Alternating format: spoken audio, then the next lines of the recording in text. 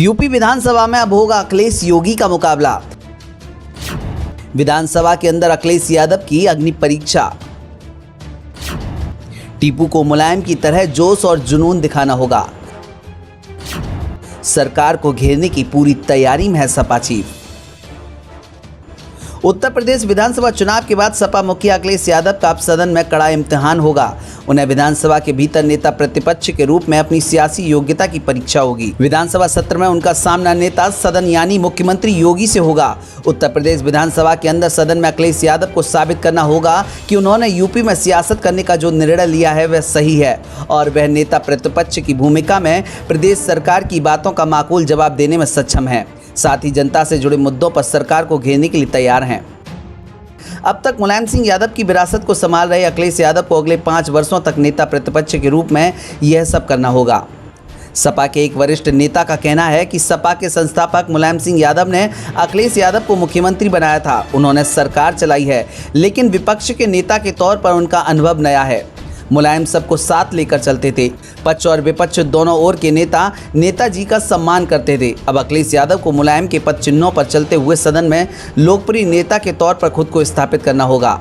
हालांकि अभी तक ये माना जाता है कि अखिलेश यादव अपने सहयोगियों से सलाह लेने में कम विश्वास रखते हैं। पहले भी मुलायम सिंह, आजम खान, प्रोफेसर राम गोपाल, शिवपाल जैसे पार्टी के वरिष्ठ लोगों के चर्चा किए बिना ही अखिलेश ने पहले कांग्रेस और फिर बसपा से गठबंधन किया, जिसका खामियाजा पार्टी और परिवार को झेलना पड़ा। बसपा से गठबंधन करने के बाद भी अखिलेश अपनी पत्नी को चुनाव नहीं जिता सके। बीते विधानसभा चुनावों में भी छोटे दलों से गठबंधन कर अखिलेश यादव ने चुनाव लड़ा, लेकिन वे भाजपा को सत्ता में आने से रोक नहीं सके, क्योंकि पूरे चुनाव प्रचार के दौरान उन्होंने वन मैन आर्मी की तरह काम किया। अखिलेश ने पार्टी और गठबंधन के वरिष्ठ नेताओं के साथ विधानसभा चुनाव में प्रचार करना पसंद नहीं किया।